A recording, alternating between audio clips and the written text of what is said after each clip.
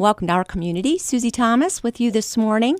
So happy to welcome Cindy Morrow from Wishes Can Happen with us this morning. Good morning. Good morning. Cindy, you've been doing this for some time. Tell me a little bit about Wishes Can Happen. Did you yourself get it started? Yes, Linda Lippert and I started it 36 years ago. So, yeah, I'm old. I get it. No, you are not. You obviously started when you were 2. That's right. I forgot. So you got this idea, and what was the impetus for this? I saw a television show about a lady in Arizona who had a little boy that wanted to be a highway patrolman when he grew up. And he had leukemia, and she realized that he wasn't going to accomplish that goal. So she made arrangements with the highway patrol for him to spend a day there riding around in the cruiser and blowing the siren and Oh, my goodness. all that stuff. And so when he passed away, she started an organization with the purpose of granting wishes to seriously ill kids. And that show just really got me. So I called her. And I asked You just out of the blue. I did. And I asked if I could start a division of her group here. And she said she had no desire to expand, but that she would send me a copy of her bylaws if that would help us get started.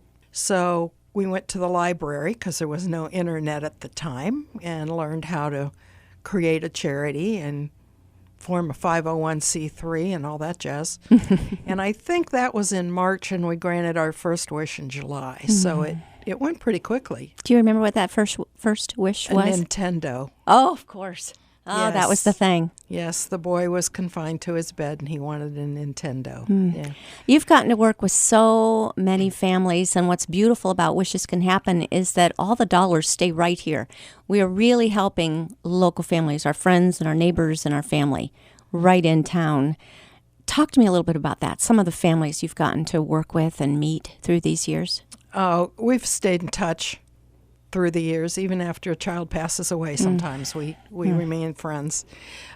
Yes, our children are most all patients at Akron Children's, so they're all from this area.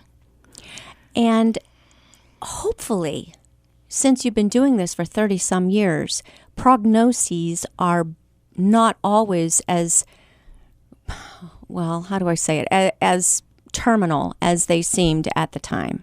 Am I right? Yes, leukemia doesn't mean the same thing it used to. No.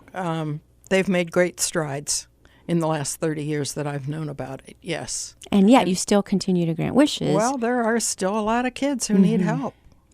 It just is wonderful for a family to be able to just think about something else for a day. Most kids want Disney, yes? Well, that's one of the most popular. Yes, that's true. That's true. Yes, but it helps a family just think about something else and be, and I'm putting air quotations around this, be normal for a little while. Yes, we had one mother who claims we saved her from a nervous breakdown. She was at the end of her rope with the doctors and the visits and trying to keep a household going and worrying about the other children in the family and the babysitters and the laundry and the whole thing. And we sent them away for a week, and she came back and had a whole new lease on life. And so it affects the whole family, not just the sick child. Well, it's something that would be anyone's nightmare to get a prognosis like that, to get some kind of a diagnosis. And tell me the steps. When that happens, at what point can a family reach out to you? Anybody can refer a child to us, and we work very closely with the social workers at the hospital to know when to become involved. I would hate to have a child diagnosed on Tuesday and me show up at the door on Wednesday. Yes. So we work very closely with the doctors and the social workers.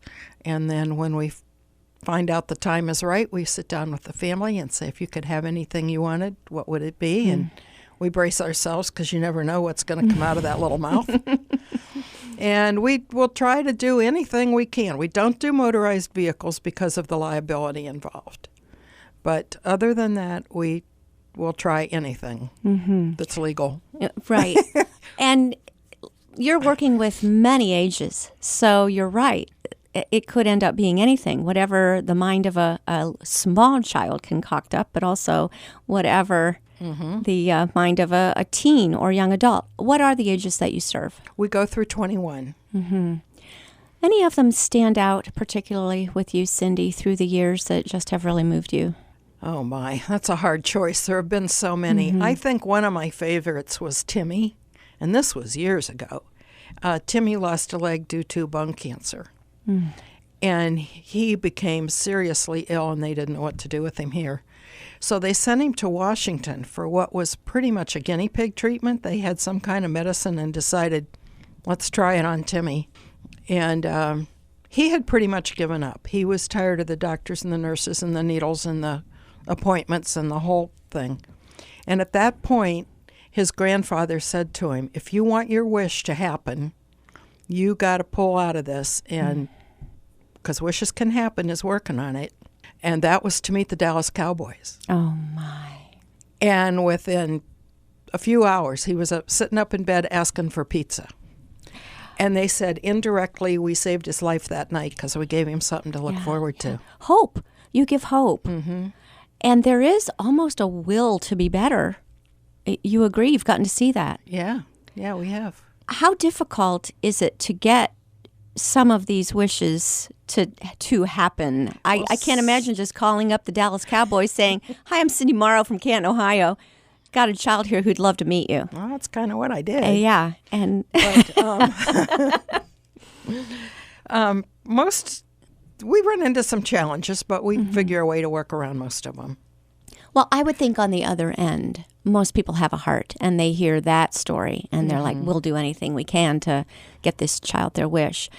There would be some physical limitations, I would think, to what some of the children are able to do or when their wish could happen. Talk to me about that. Yes, we need to, if it's a trip, we need to work around treatment schedules. Often parents' vacations and things like that we have to work around. And you're right, we need to make sure that the child's health and his wish are compatible. I say that because we had a little boy with a heart condition that wanted to ride all the roller coasters in Ohio. Oh, my goodness. And we had to tell him he had to choose something different. Scale that back. Yeah, goodness. Yeah, yeah. What did he end up doing? Do you remember? I think it was a bicycle or something. Still good. I don't Something remember. still Yeah, good. It was something a little more calm than roller coasters. Yes.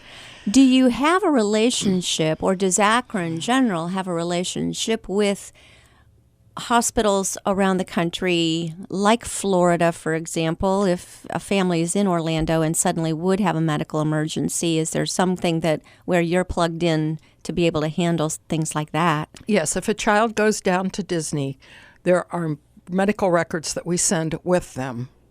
And Arnold Palmer Hospital is right near Disney, and so they've got all the paperwork, and they can just go over there, and Arnold Palmer's hospital will help them. You've just worked out all the wrinkles, haven't you? Well, you must have the best relationship with Disney of anyone I know. You are probably on a first name basis with Mickey. Mickey and I get along real well. Yeah, Mickey, Cindy. What's your schedule? When does it open up, and we can bring a family down? Our families stay at a wonderful place called Give Kids the World. Tell me about they that. are very helpful in making all the arrangements. How is that different than where another family may stay? Give Kids the World is a village made specifically for wish children. And they come from all over the world to visit this. It's like a 78-acre village. Each family has their own condo. And Goodness. the refrigerator is stocked with ice cream and wonderful things. And there's horseback riding and boating and a train that you can ride and a swimming pool that's handicapped accessible. And I've had families say they could just stay at Give Kids the World, not even go to the parks. Yeah. Really, Seriously. Really. And the big thing is they encourage ice cream for breakfast. Oh, I love it. So the kids just go crazy. Ice cream for breakfast? Really? You can't do that at home. Yeah. Well, isn't that the fun thing about vacation? The rules kind of bend a little bit anyway. Right. That's so fun. I love hearing, though, that Disney is cognizant of the fact that they are a destination for families in a crisis and that they've stepped up to that responsibility.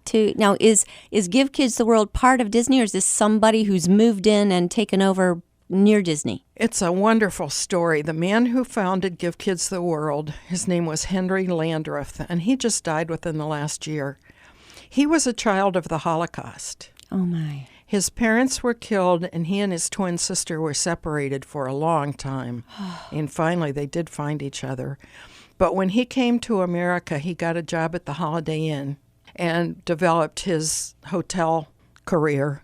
And one time, a family went down to Disney and stayed at the Holiday Inn, and he saw the need for the handicapped accessible and what it meant to the family and all.